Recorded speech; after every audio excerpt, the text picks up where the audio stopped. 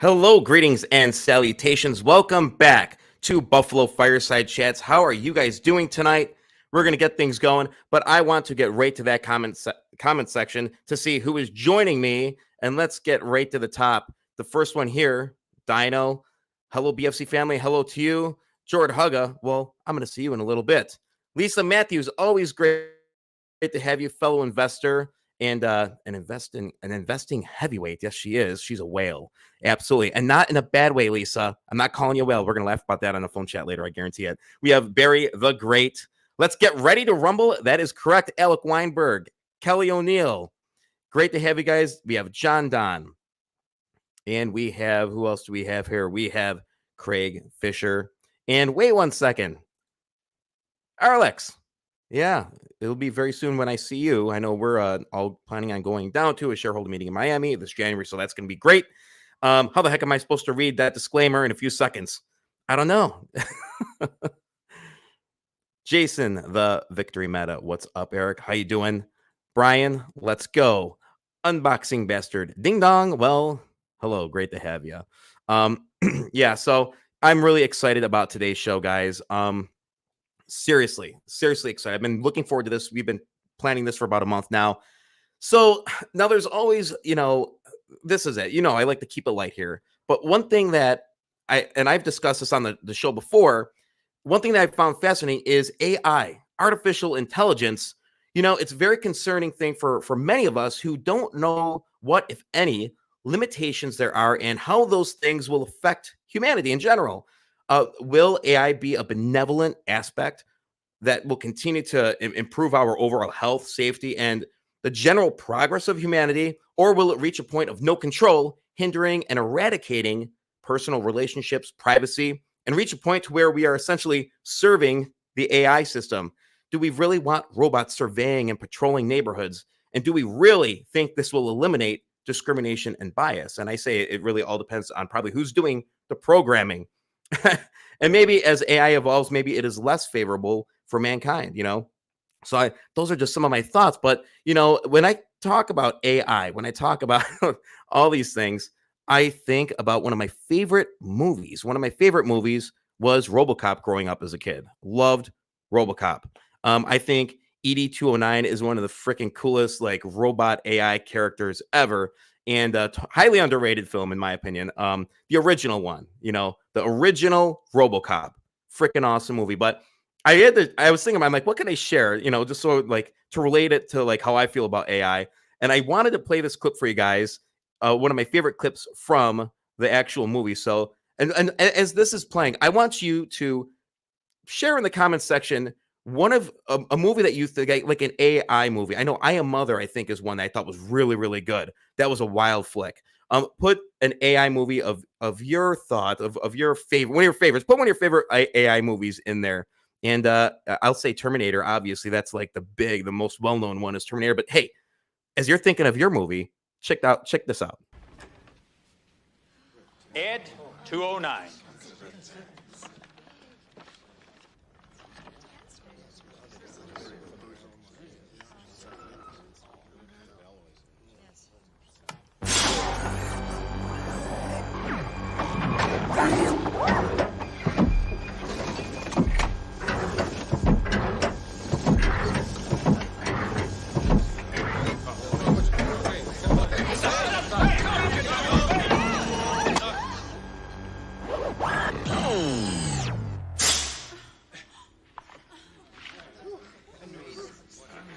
The enforcement droid, Series 209, is a self-sufficient law enforcement robot. 209 is currently programmed for urban pacification, but that is only the beginning. After a successful tour of duty in old Detroit, we can expect 209 to become the hot military product for the next decade. Dr. McNamara. We'll need an arrest subject. Mr. Kinney. Yes, sir. Would you come up and give us a hand, please? Yes, sir. Mr. Kinney is going to help us simulate a typical arrest and disarming procedure. Mr. Kinney, use your gun in a threatening manner. Point it at Ed 209. Yes, sir.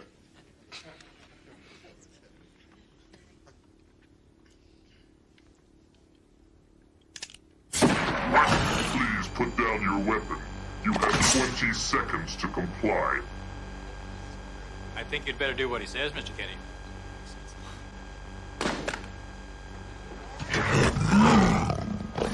You now have 15 seconds to comply. You are in direct violation of Penal Code 113, Section 9. You now have 5 seconds to comply. 4, 3, 2, 1. I am now authorized to use physical force.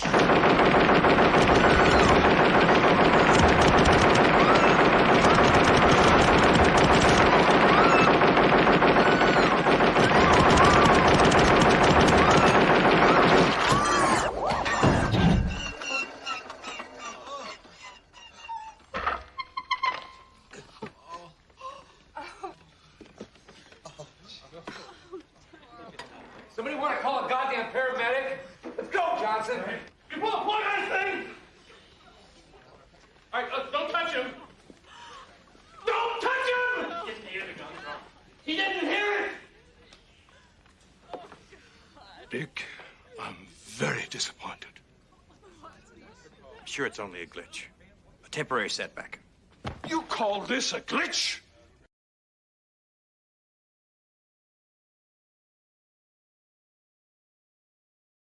Absolutely, that's one of my favorite scenes, and you guys had some really good ones that you put up there. Seriously, yeah, only a glitch. We'll fix that. But when I think about that, I'll never forget watching that for my first time. When you hear the grumble, that first like tone, it's like it still gives me the goosebumps to this day. It really does. So enough of that. I just had to share that with you guys. So without further hesitation, let's bring in our returning guest for tonight's roundtable, Mr. David Lee, CEO of Iveda Solutions, NASDAQ ticker IVDA, Mr. Steve Reinharz of Artificial Technology Solutions, OTC ticker AITX, and my good friend and periodic co-host, a BFC DD contributor and fellow investor, Jord Hugga. Let's bring them in.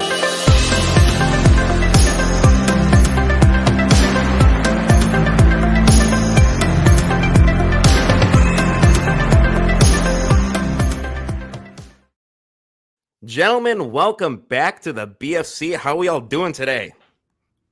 Doing great, Eric. I love the clip, man. I had forgotten how gruesome it was. Steve, how you doing over there? You're muted. How many times does that happen a day, right? Right. Eric, it's great to see you. David, it's great to meet you. And I'm wearing the hat in solidarity, man. Yeah, in that's solidarity. right. These hats are freaking awesome, and you inspired me. So anyways, I was just having some fun today, right? We're having some fun tonight. That's what it's all about. Jord, great to have you back, my friend. Always a pleasure to be here, and it's nice to meet David and Steve. Good to meet you, Jord. Nice to meet you, Jord. So I want to get into the nitty gritty, and we're just going to have a chill conversation tonight, because one thing I want to do more of is do these roundtables. So not just investors, but fellow companies could share information with each other and establish connections. I think that's really important to do in life. To meet people and share just your thoughts and your experiences, because there's a lot to learn from. But can you guys talk a bit about AI on the most basic, fundamental level? Many people have heard the term artificial intelligence, but most don't really understand the process in the development or application of it. So you guys could take it away. Whoever wants to go first, just hop right in and share your thoughts. David, I'd love to go first, but I'll defer to you if you'd prefer. No, you love it. You go for it. I'll follow you. Okay. AI, artificial intelligence, has become a grab all, paste this label on anything and everything, no matter what it does. So that's why we see it everywhere, because it's the hottest buzzword, and you need it in marketing. It's in cars, it's in everything now. It's crazy. You can't get a cup of coffee, it feels like, without the beans being roasted selectively by AI, right? So it's really kind of gotten a little bit out of control. But what is AI itself? It's a collection of dozens and dozens of different types of way to process data, predict the future, and make things happen. So large language modules, of course, this year driven by OpenAI and ChatGPT, as we all know, came on scene several months ago and brought AI to the masses in a big way, made some significant changes. It's a huge difference. The AI that we practice is considered, well, I would consider it basic compared to some of the things that are out there today. So AITX in this moment practices AI two different ways. One is with object detection and classification, which I have a funny story to share with you about Avita. And the other is in our autonomous navigation stack. So those are two applications of AI that we use. And then, of course, I reference large language modules as well. So it could be a whole different kinds of things. It could be something that makes decisions for navigation, makes decisions for creativity or language, makes decisions on defining what something is, and more. But those are kind of some of the basics from my perspective. Steve, David, go right ahead. Awesome. Good lead off, Steve. And I'll second you on that in regards to how AI has just been that buzz term, right? Just like back in the day when cloud started, all of a sudden everybody was in the cloud, right? From your realtors to now your realtors going into AI. No, nothing against realtors. I love them. But you are so right. Widely used, a lot for the marketing, a lot to be in the game. But I don't blame people. They should elect to be in the game. Following on Steve's lead again is, specifically where Iveda has taken AI is there's two forms that we follow. There's a data-driven portion of it where you collect a large pool of data and you start identifying specifically and narrowing things down with a accuracy level as close to 100, if not 100%. And then on the other end is after you have all this data, we here at Iveda are now focusing on model-driven techniques where you now are providing the knowledge with such data. You are now teaching the machine knowledge in order to make its own decision. So we pride ourselves now that our tech is going out there assisting in decision making. Mind you, what type of decisions? That's again up to the vertical entity customer. You've heard me before, Eric. I've mentioned smart cities. Break a city down. Steve, from transportation to physical security. What is it that we need assistance in our daily existence in making that decision? So that's how we play with it. Yeah, you talk about smart cities. I was gonna wait till a little later to bring that up.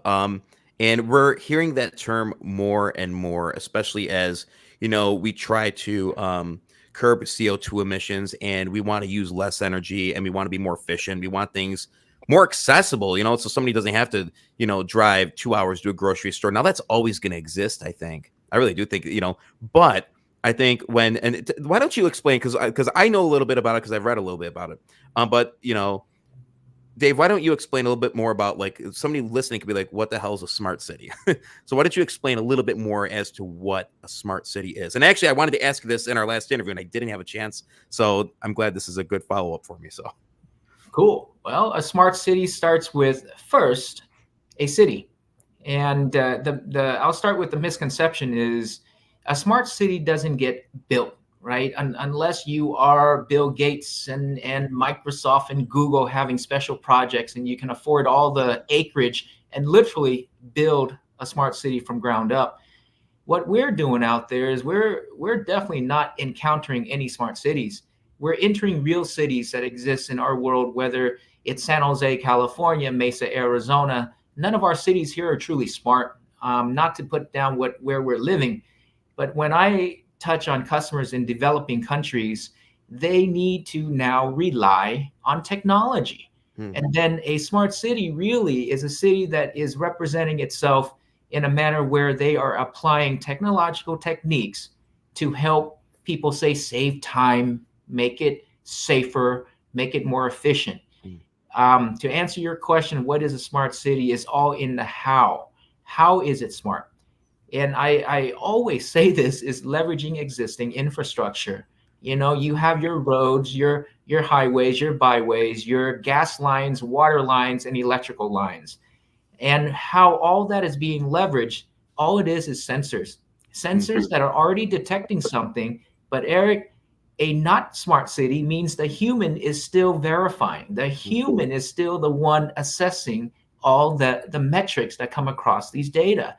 A smart city is having AI collect this data, make sense of the patterns and trends over time, and like Steve said, start predicting things. You know what I mean? And with proper modeling, you can prevent overheating, prevent high pressure, prevent leakage, etc., and hopefully prevent accidents. So that's what a smart city is. It's leveraging existing infrastructure, collecting the data from it, and making sense of such data.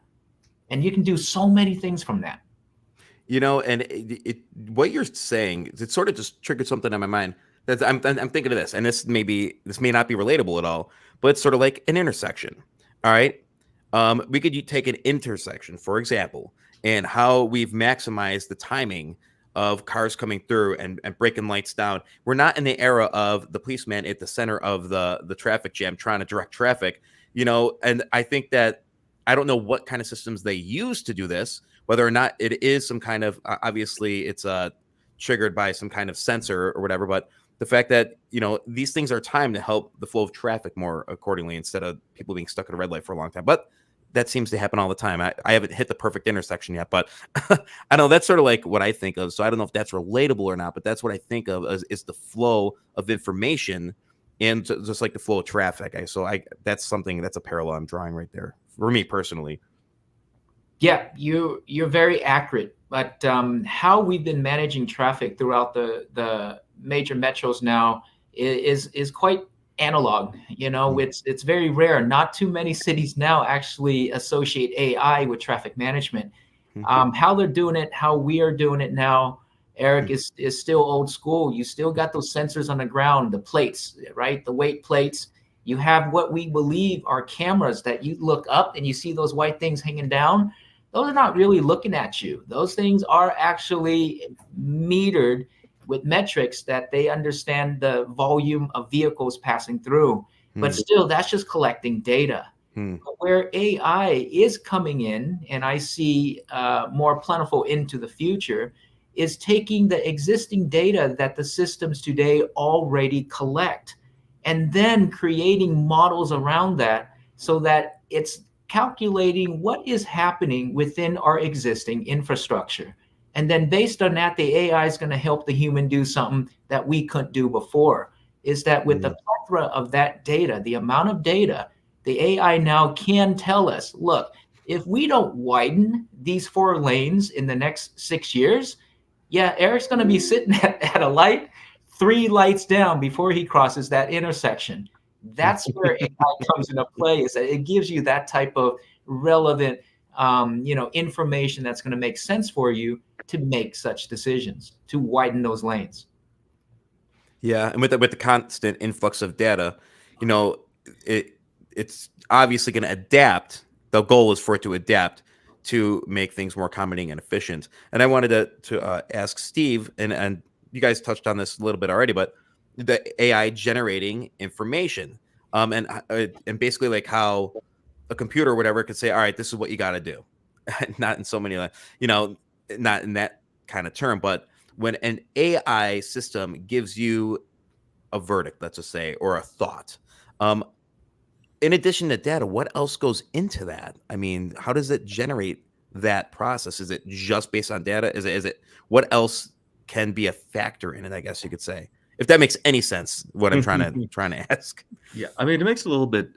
Certainly, it makes sense. I get where you're going, Eric.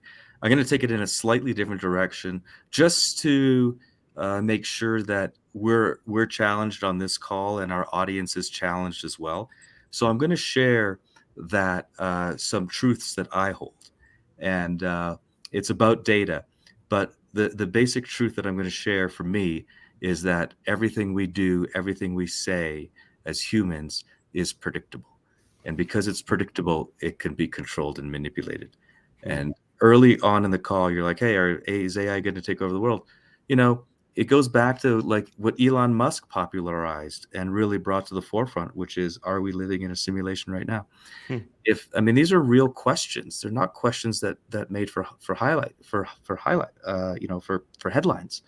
But I truly believe that we all practice control and manipulation and predictability in our daily lives every moment.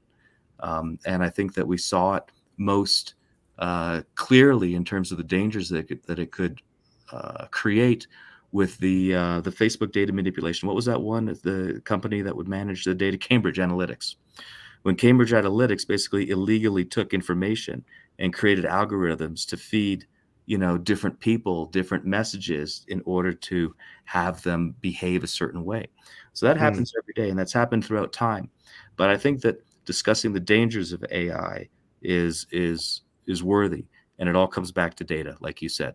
So basically, if I'm Google and if I know everything about you, if I know every email that you've written, if I know how many steps you walked today, where you were, the quality of air you breathe, what car you drive, what streets you took, what you may have seen along the way, over hundreds of millions and billions of incidents, and seeing what happens to people in those circumstances with an exceptionally high degree of accuracy, I'd be able to predict what you're going to say and what you're going to do when you walk through the door.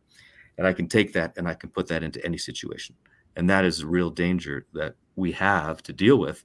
And I don't know how. I just want to make sure that we all know that AI, like the RoboCop clip, can be very, very dangerous. And we need to have serious conversations and serious people asking our legislature to have serious conversations and dive into it, because there is significant risks with it. Yeah, just as there are risks with AI or whatever, I think there is an unpredictability element with humans.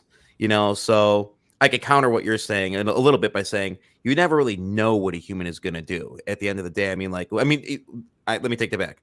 You laid it out very nicely, and I agree with what you said. But there's always going to be that what if, or that I'm just going to say, like, maybe someday somebody decides not to take the same route to work, and they say, I'm just going to change it up. So maybe that's part of the data that gets factored into that. How often do they switch their route?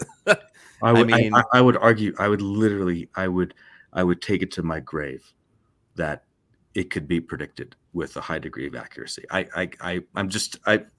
in this world. There's nothing that can happen that can't be predicted with a high degree of reliability if you have the data. There's nothing. We're not unique. There's been 110 billion human beings that have walked the earth for a period of time over the course of the Homo sapien history. The data is out there. We're not unique. So anyway, I don't want to be argumentative, but I do want to. Speak for yourself, man. I do want to share. It's just like we're predictable. No, it's true. People need to know. People love. Yes. Yeah. People love what they do. Is this is it's the truth. People are creatures of habit. We like redundancy. We like familiarity. It's the truth. That's what we like. So there's a lot of truth to what you're saying.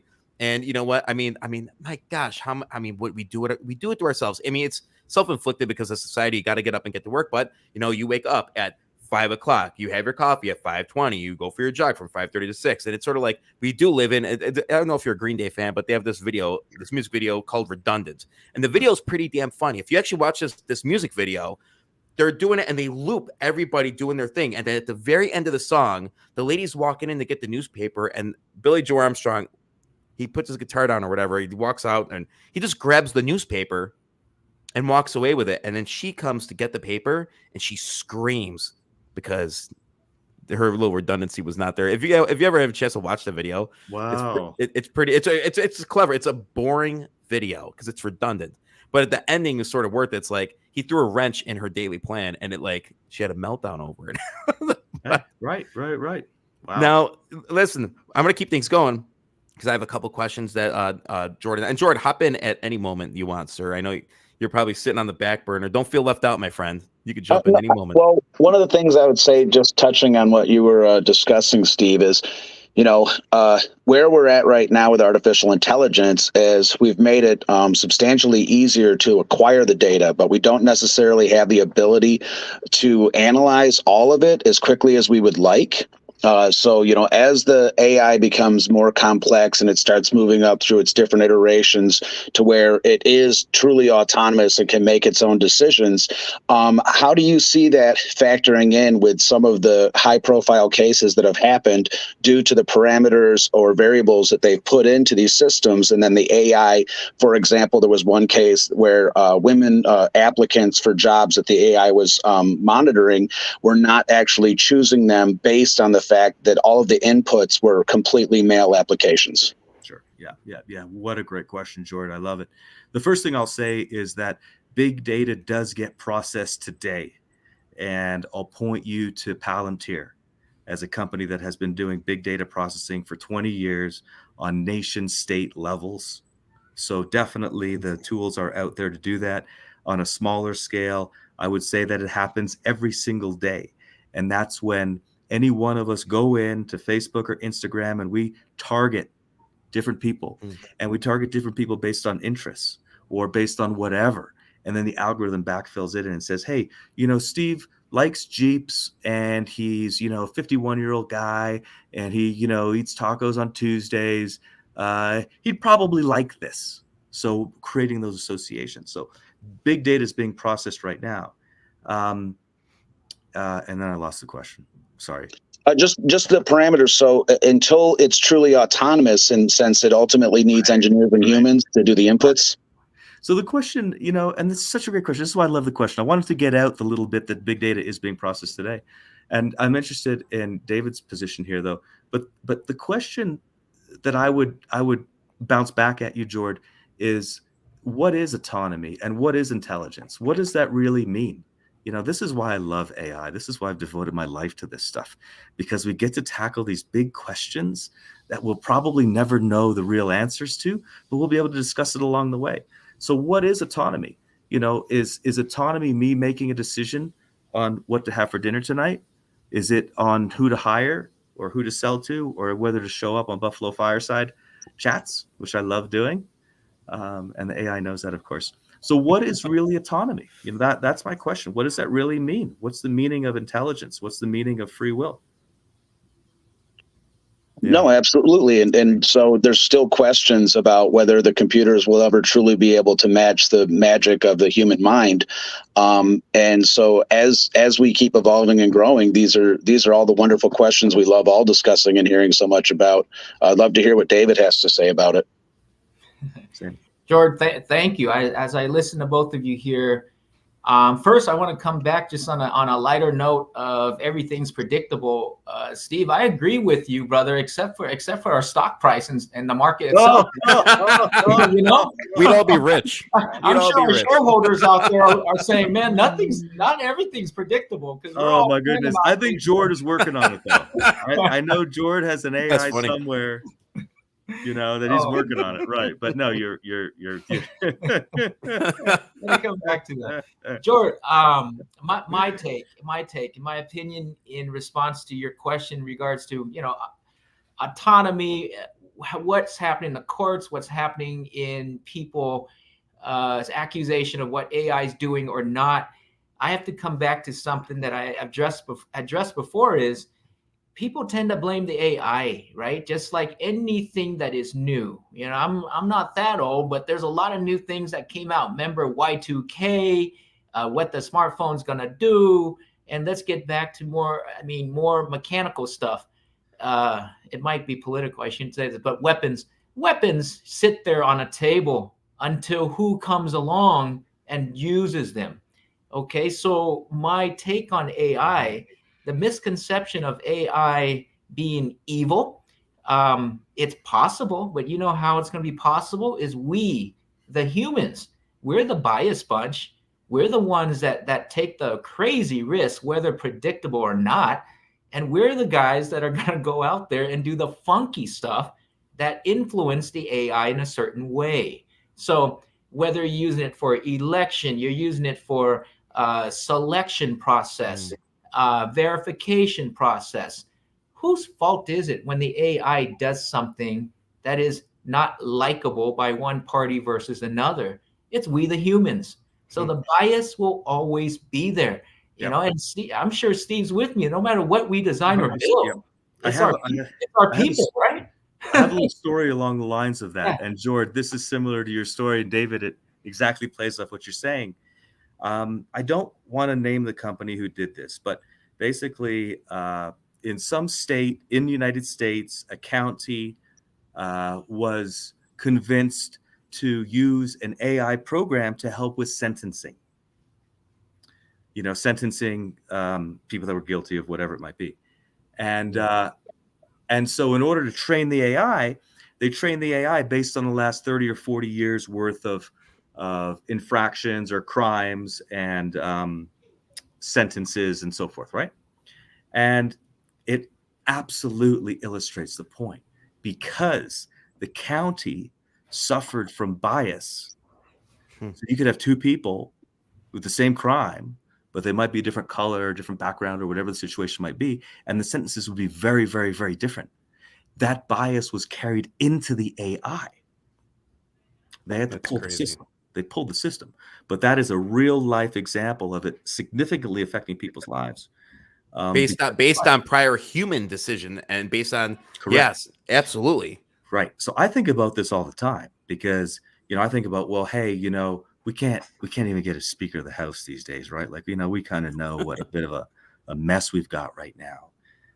So I'm thinking, well, hey, if we had a universal set of rules, then maybe we can have universal enforcement, right? That sounds all nice and idyllic, but then the problem is who creates that set of rules, and that's why bias comes in. So I don't know how to solve that. I don't know. I was going to ask you about that too, about AI in the court systems and AI in law enforcement, and for all these things, it is very dangerous, especially based on the precedent that we've set over the last 40 years. I do want to get to a question that Anthony DeVideo had. By the way, hello, Anthony. How are you doing? Longtime supporter. But I think this is one for David, and probably an easy answer here. What countries are building the most smart cities? And hey, what you've been traveling a lot, David. Where have you been lately? Just out of curiosity. I know you're all over, man. Yeah, Southeast Asia and the Middle East, and partly this year. I mean, the most of this year was Southeast Asia and the Middle East. A lot of time spent in our home away from home. Our other office is in Taipei, Taiwan, and the Philippines, and then over in Egypt. Mm-hmm. So those are three countries that have been providing a lot of activity on our behalf. And is it my connection problem? What's that? No, we got you. Oh, okay. No, I heard a question. I think that was Steve. Oh, I think he had a connectivity issue. Oh, okay. Oh, well, that's where I've been, and why, Eric, there's, we talk about smart cities, but really I go to address people's problems. They don't ask for a smart city. They hear about it, they read about it. But when I actually meet with the officials and meet with our customers and partners, we speak a lot about issues and physical problems that they're encountering throughout the region, not just your traditional public safety and security issues, but now we're talking about true environmental disasters, weather impact, etc. And again, bringing back to city infrastructure or existing infrastructure, those that were damaged, the problem and conversations were to what caused them and how do we prevent them. And again, data is everything, right? Early detection. We hear that used a lot now in all matters out in the public, but that's what really early data provides you the decision to take precautions and mitigate future potential dangers as well. So yeah, in these cities, where we as Americans, we sit tight. I'm sorry, Canadians, Americans, North Americans, let's just say, I don't know who's on the call. We have the comfort of our society here. But when you enter a developing country, the infrastructure is very different. The human infrastructure as well as the fixed physical infrastructure, there's a lot in question. And this is why when you talk about business growth, expansion in demand, and if folks are wondering why isn't our American cities doing anything about it? No, we're just sitting too comfortable, guys. And I'm being real when I say that, right? Our windows are fine. Our air conditioning turns on. And yes, we have issues in our country, but mind you, it's not life. It's not risking your life every day and not living in the unknown of, my goodness, it's going to be flooding again this week, but what can I do? So yeah, there's a lot of demand just based on problems, guys. You know, we're not out there preaching and pitching technology for the coolness of what we have. Frankly, we're doing good business because we can address a lot of problems and hardships, and that's key. That's key. David, I want to ask you a question related to smart cities, because just being in tech space, we're always around it, and it's also a hot buzzword. Do you think you're saying that North Americans have more comfortable lifestyle, right? Higher standard of living, less impetus to do stuff, slower population growth as well, less burdens on infrastructure growth wise. Do you also think that political structure plays a role in making smart city decisions, particularly being democracy and everybody's voice leading to decisions by committee and decision inertia versus some countries that aren't as democratic being able to pull the trigger and make decisions? Do you think that plays a role? Very much so, Steve. In data and security and AI, the biggest questions we get is privacy and security. What do you think of privacy? Are you concerned about people's privacy? I'm in school, so now I'm like, are you concerned about our children's privacy? I will address it all in the same way. Absolutely. The perception of what privacy is and how privacy is affected. And I think more importantly is we all walk the street just thinking we're all so popular, that we're all so important, and that, I'll be honest with you, even our own police agencies here, I've been into many, do not have the tech nor the time to spy on anybody. You can walk around, pick your nose all day long. Don't worry about it. Just don't drive your car into somebody's wall and think that no one's going to come after you. But yes, in our democracy, we're so concerned about self. We're so into ourself. And I'm going to get slightly political, is we think we're all so important. But why do we have time to think about self? Is because we have no other major concern out there. In the developing countries, the physical concern of others and in the infrastructure around you, the building that you're entering, to the bridges that you're crossing, they're worried about that not being available tomorrow, and they're looking to protect that. And that protection, that act of protection, is where technology is applied. So yeah, I think we do have the luxury to be very opinionated here, and that's fine. We're a free country, speak. But that I'm just saying is that we have time to act, and we have the comfort to act within and to speak and share, while others don't have that comfort nor time. So they just got to go out there and figure how to solve the problem at hand. That is correct. We're free here, so we got plenty of time to discuss. So let's discuss. What about this? What about that? I'm entering countries that, dude, that door needs to be kept shut, and it needs to only open up for individuals who are authorized. So that's where we stand. Great answer. I have a question for you, David, just based on the self. For people that are interested in joining the AI technology, since we've all been told that it's going to take all of our jobs, what recommendations would you guys have for people that are looking to get involved in the industry? I was doing some research and found that, most of the programming takes place in Python. Do you have any other tips or tricks that you guys could give any upstarts that are looking to join the revolution? Yeah, George, Ivada's hiring, and yes, there is a standard. You mentioned it. Python is a very common language for AI, but I'll share with you something. To join the AI world, you don't necessarily have to be a software engineer or any specific industry domain when it comes to development. Here's where the AI industry needs to go. Our company right now is hiring application and product specialists. Now, those who are well aware of the possibilities of AI, we need developers, product development, that can be more designed, more applicable, right, products to hit the market. So all of you marketing, all that stuff, all of you non-software engineers, think about this. AI, you can study by Googling and understanding everything. Software engineers understand that we are leveraging ChatGPT to write our models in less than 1 hour. So none of this contracting out, $300 an hour for 3 months anymore. I'm being very sincere when I say this. We can't do it all for all application, but AI is very interesting. I encourage whoever in college, whoever wants to change jobs, do not think that you have to be technical.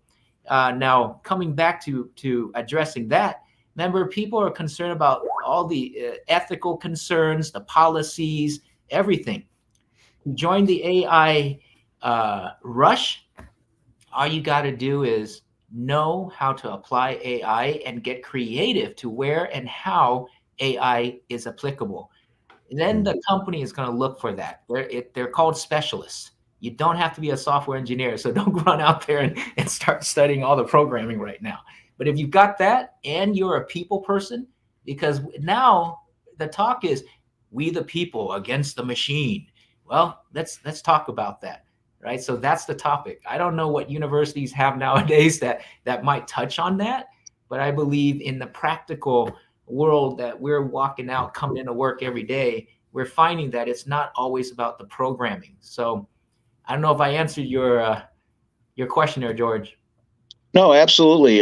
Yeah, like I said, I just find it very interesting, and I think that was very helpful because I think most of us would believe that we would need to have exclusively a background in programming. Not exclusive anymore. You gotta be open-minded, and you gotta be very creative, because remember, AI gets more creative faster than a human can.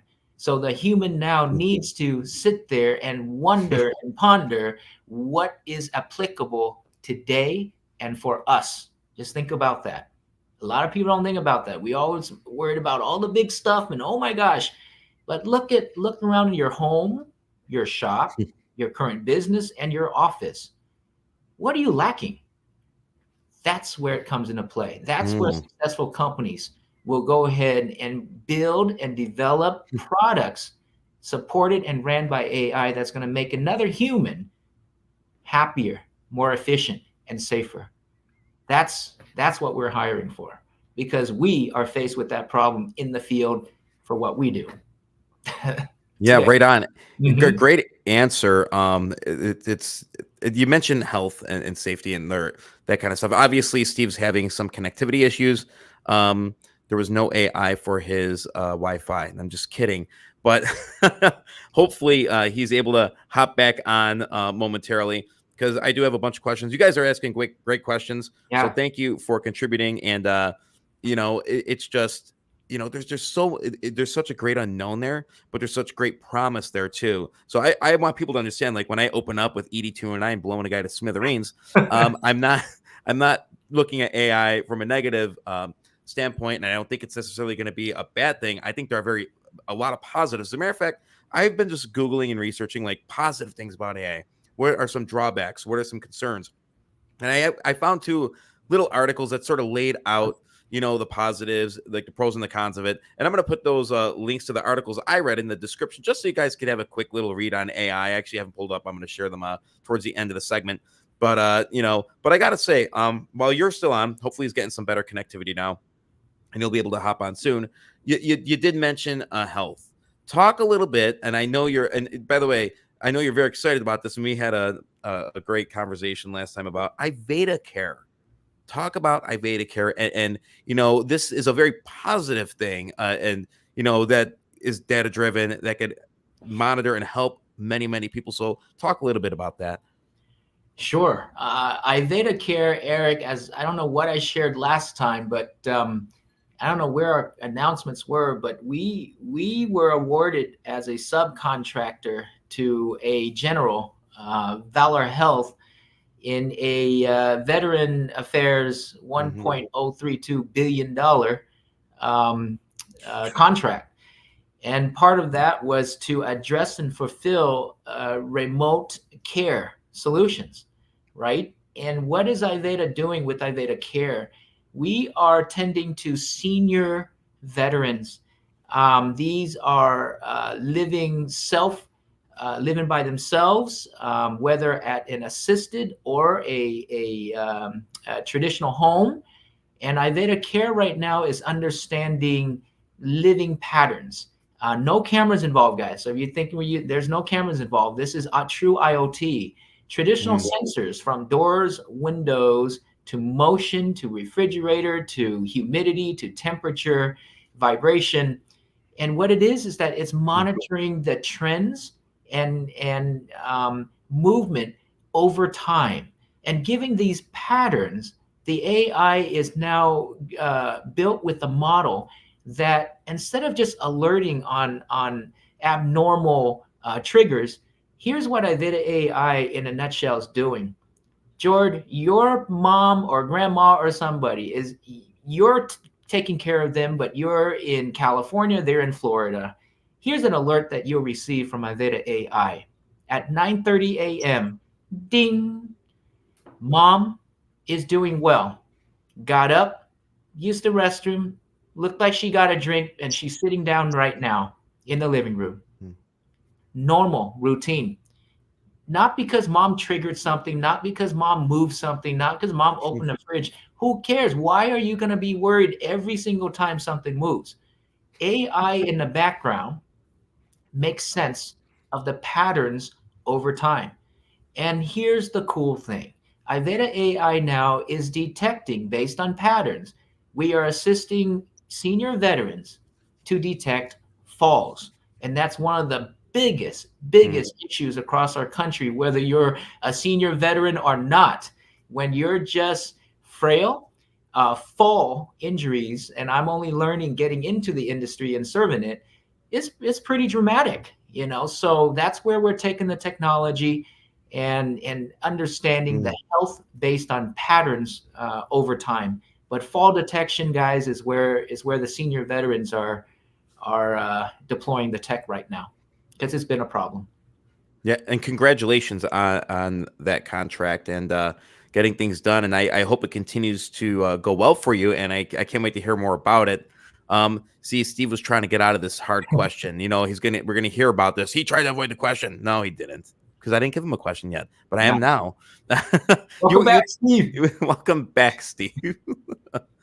He's frozen again. Oh my God, he's traveling, if I'm correct. So he has bad Wi-Fi, but.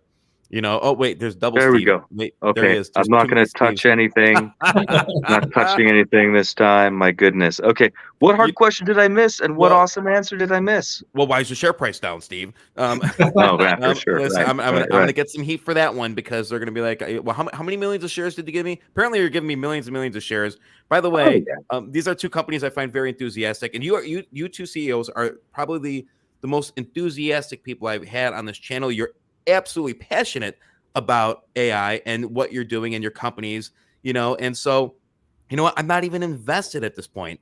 I will be at some point, you know, so to all the people that, you know, say I'm getting millions and millions and millions of shares, where I would probably own the whole float based on how many millions of shares apparently I'm getting.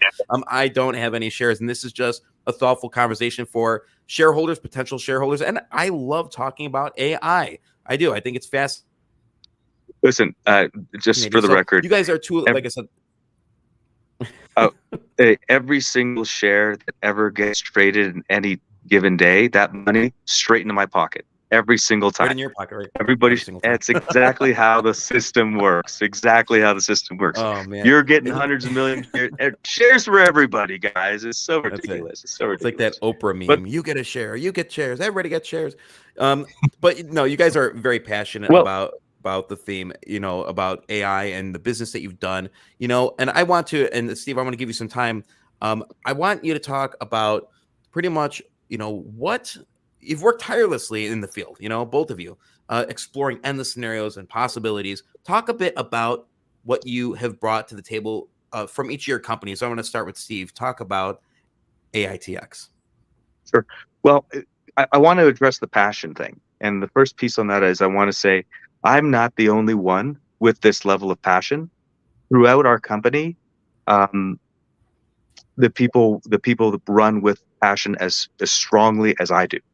So it gives me a place where like-minded folk uh, really thrive off of each other, because we really feel that what we're doing is going to make a difference. We really feel that we know to the core of our being that AI is going to revolutionize everything. And we're just thrilled to be a part of it as opposed to being a bystander. For me, it hits home because, I was a bystander in the late 90s when I could have been doing stuff with the internet, but I didn't really understand it. One of my roommates and buddies went on to run Google Canada and do a whole bunch of things, and I was in that circle and I just didn't, so I've missed the boat a couple of times. I'm not missing this boat.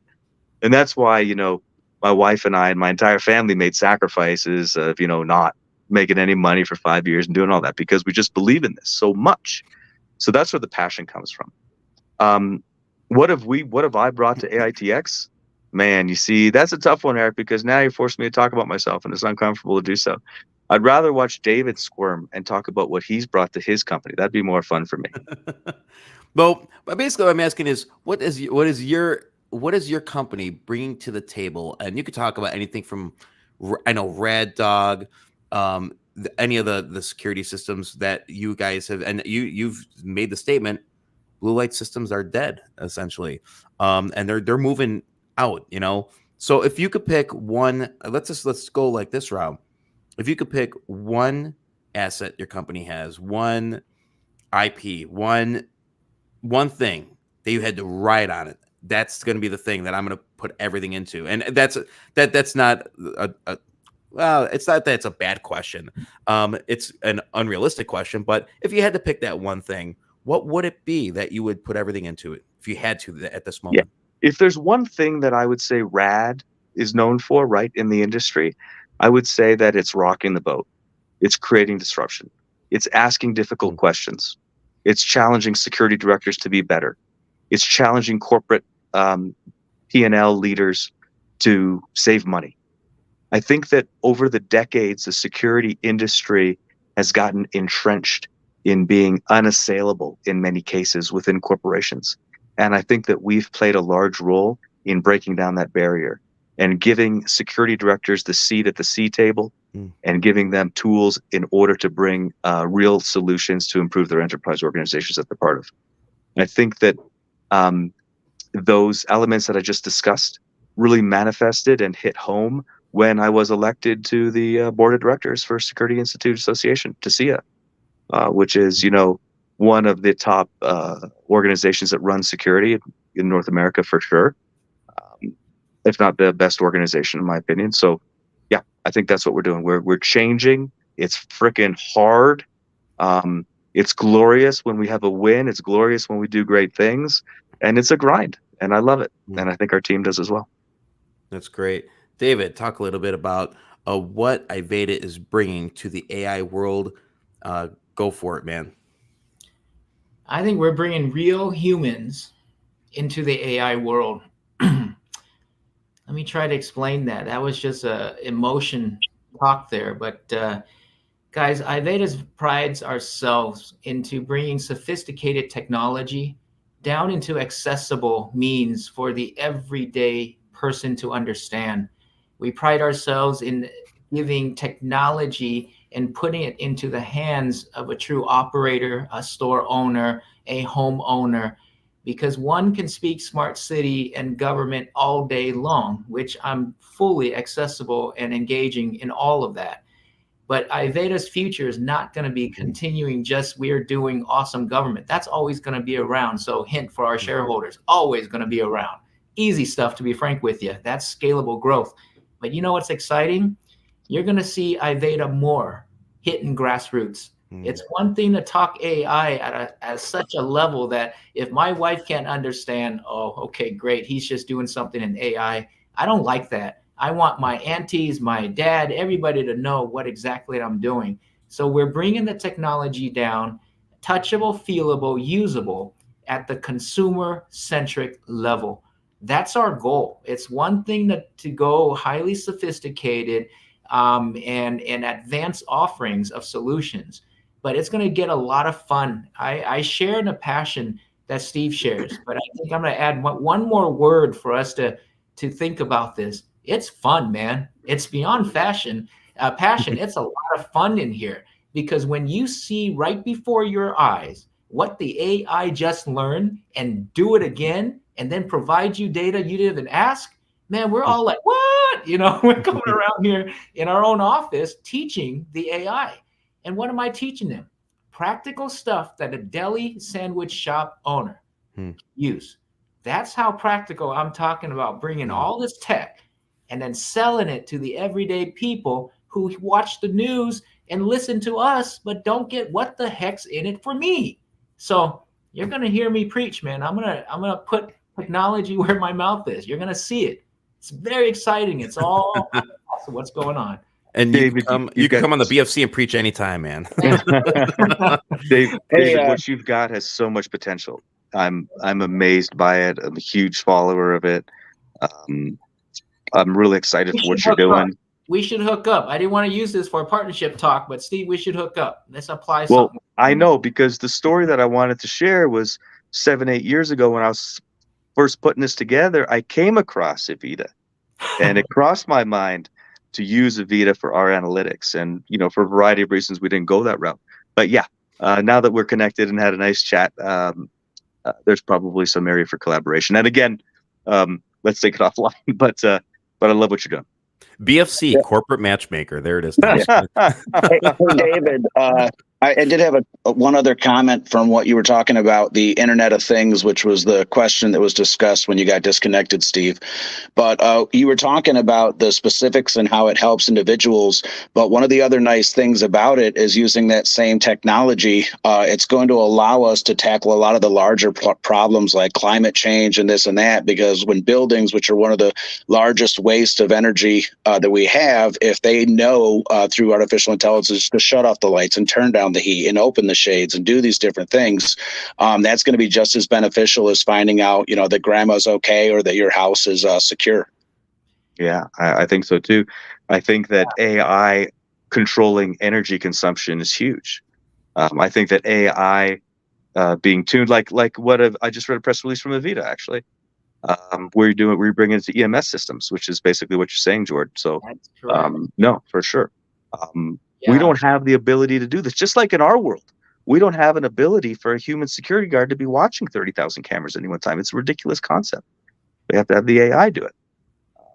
And it allows life to get better. George, you asked a question earlier. You're like, hey, listen, we all know AI is going to take every job, right? Okay. It's going to change a lot of things. What do you do? What do you tell like a millennial or a Gen Z on what to do?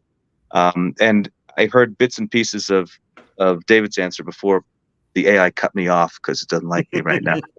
But I would say I would pitch something that I wrote several years ago, which nobody understood at the time, including my own mom, who's usually like, a fan of everything I say.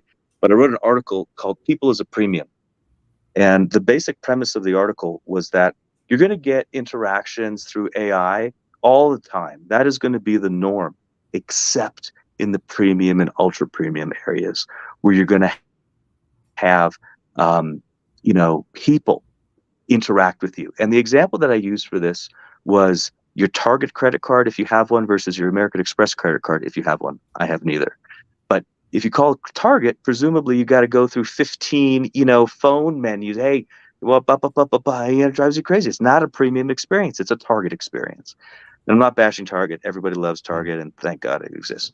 But you call Amex, and they say, hello, Mr. Reinharz. If I were to call them and I had a card, they'd say, hello, Mr. Reinharz. Are you inquiring about fraud? They know exactly what's that. It's a premium experience. And so I think humans will continue to be premium experiences. So work that you could do in that space should be pretty safe, in my opinion. Thank you. Yeah. Yeah, awesome. I know there are so many great questions, and you guys are doing a great job in the chat, keeping the chat going. I want to say, because we have a couple more questions, and this is great. I've been looking forward to this the whole time. The last month and a half, we've been trying and battling the times and, and the schedules, but you guys are busy. We're all very, very busy. So thank you guys for joining me. And I want to just take a second to thank every single person that has supported this channel and has joining me that's joining me regularly on the BFC. I mean, to have like 50 to 100 people every Wednesday joining live is just freaking awesome. This is how true due diligence is done. And yeah, we're not talking about charts and buy-in points or, I really want to focus on the companies and the people behind what's driving the share price or the company itself. We could talk about share price all day long, but there's a pullback across the board for 90% of the OTC and, for a lot of the bigger companies as well. So the growth really isn't what we want to see, share price wise. But that's a gripe for another episode in another video. But I want to talk a little bit about self-awareness, and I want to throw this out there because honestly, if you ever had a chance to watch Westworld, I loved Westworld. I thought the show was freaking cool. I don't know. I mean, I'm easily entertained when it comes to movies. I like sci-fi, I like action, I like all that stuff.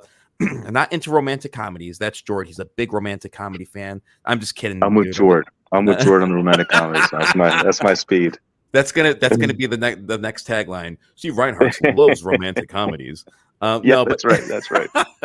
But no, in all seriousness, I'm easily entertained when it comes to movies. But do you think, and whoever wants to take this first can, that AI, when it comes time, because I do think there is going to come a time when they incorporate robotics and human tissue and organs and all the things that really make humans real, where, in 100 years, you may not be able to distinguish perhaps real Steve from fake Steve, or really Rock from not, or Dave. Well, is this the real Dave? I don't know. I don't know if this is the A program, and there is a lot of biology that's going to end up going into this too. I know I'm getting way off the tangent, but I'm looking from the Westworld perspective. But do you think AI could become self-aware, and how do you feel about that, guys? Like, would that have a more positive or negative effect?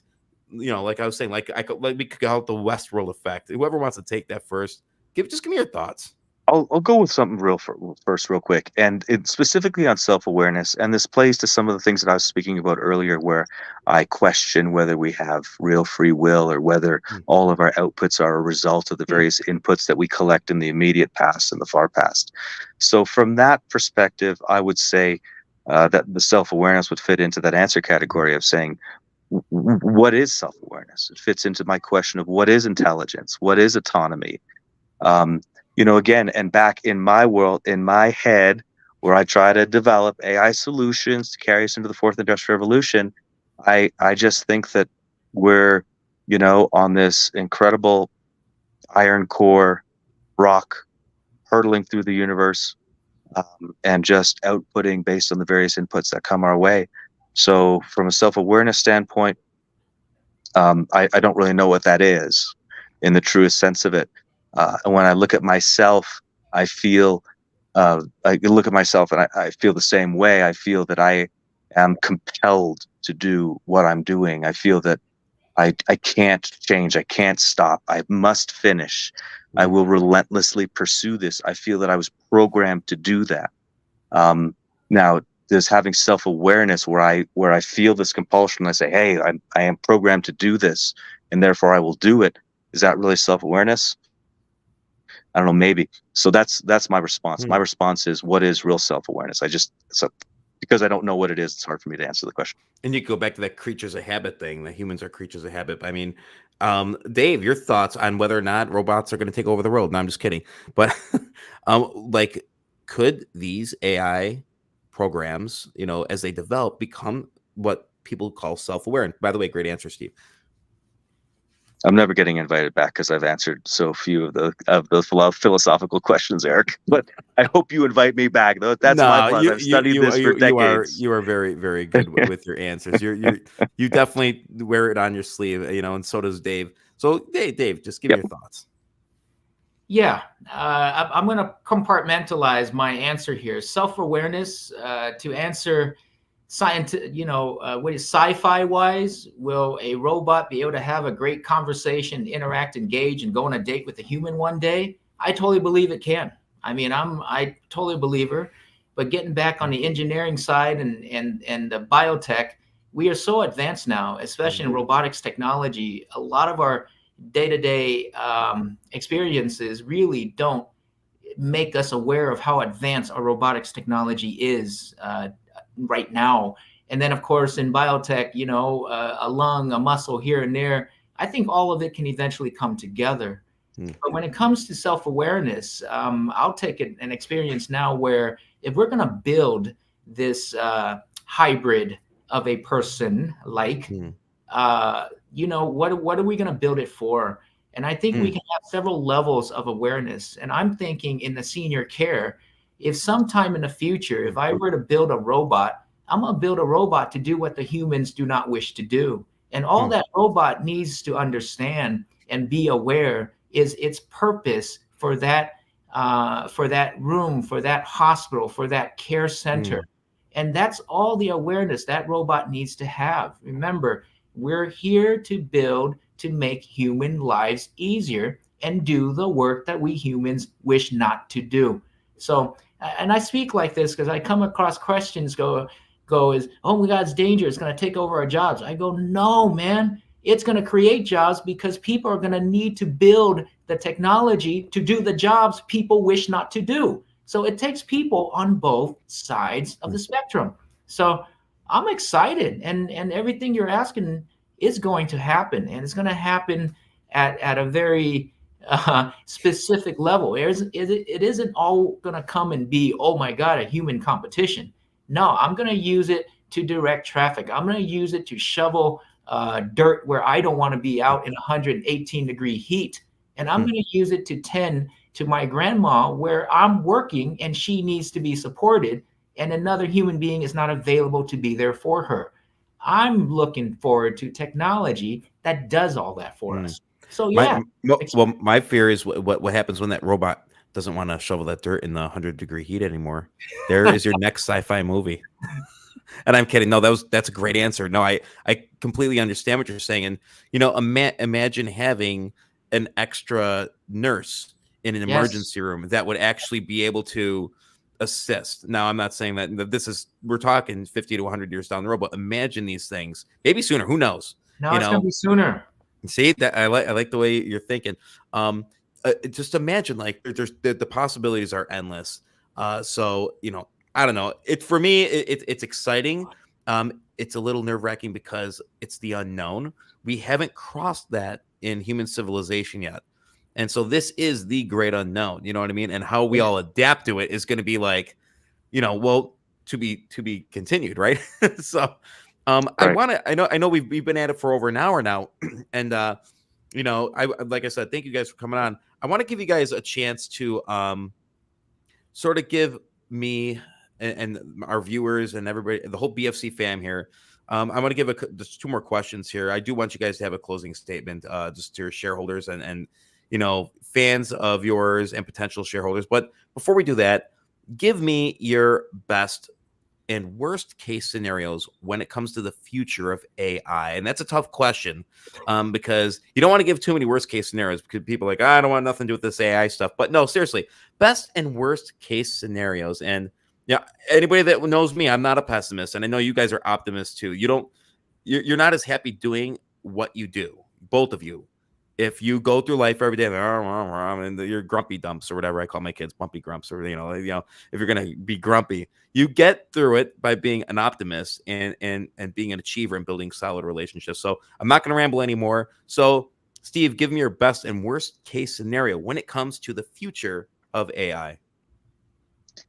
Eric, you're peeling back the onion, my man. You're peeling back the onion, but I will share to the best of my ability, as I always do, the best case, and everybody's got to be with me, okay? So you got to give me a little bit of writer's license, author's license here, okay? I see humanity on an edge of an evolutionary step, and I see using technology and technology becoming a part of us in a physical way. And it excites me because I see humans collecting more together and moving forward together. So in that scenario, in that best case scenario, there is a downside, which is there'll be people left behind for sure. So that's kind of where I see humanity growing and evolving, and hopefully it's done equally, but I doubt it will be because nothing ever is in our species. Worst case is we all get blowed up. That's all I could say. So those are my best case and worst case. But yeah, but I don't see humanity, our species, staying like this for the next 100, 150 years. There's going to be some big evolutionary moves, in my opinion. Yeah, right on. David, take it from here. Yeah, I believe the best case is that we as humans simply live in better conditions, and be able to do more of what we wish, have more time to actually lead our lives, and not wake up every morning needing to continue the mundane and get old. And having doctors and nurses, let's bring in that biotech and the robotics again to have medicine that is done. When they say mass production brings down the cost. Why don't we mass produce things that are so expensive for a majority of all of us, no matter what country we're in? Imagine going into healthcare, going into an emergency room and actually getting some help, guys, rather than wait for 8 hours and nobody's touching you to do anything. I envision that as the best case, where we leverage AI to actually help us, the humans, feel better, get treated, and shovel the rocks that we don't want to shovel. And getting into the fun sci-fi stuff, the worst case scenario, you like this Skynet, Eric, man, we're gonna Terminator, bro. So that's it. Yeah. That's the worst case. The best case, humans live better lives. That's yeah. true. And you know what, and you mentioned that like how you spend more time living your life, and you know what, how many people spend their life living their life as opposed to living their life, Right. It's a big difference. And I think that, it strikes home with me because it's like, I think about the time I lose doing all the things I do. And I'm sure most people that watching this can relate, when you're working all the time, when you're doing extra things that could potentially be cut in half time wise, and you have more time for family, more time for friends, more time for the things that actually matter.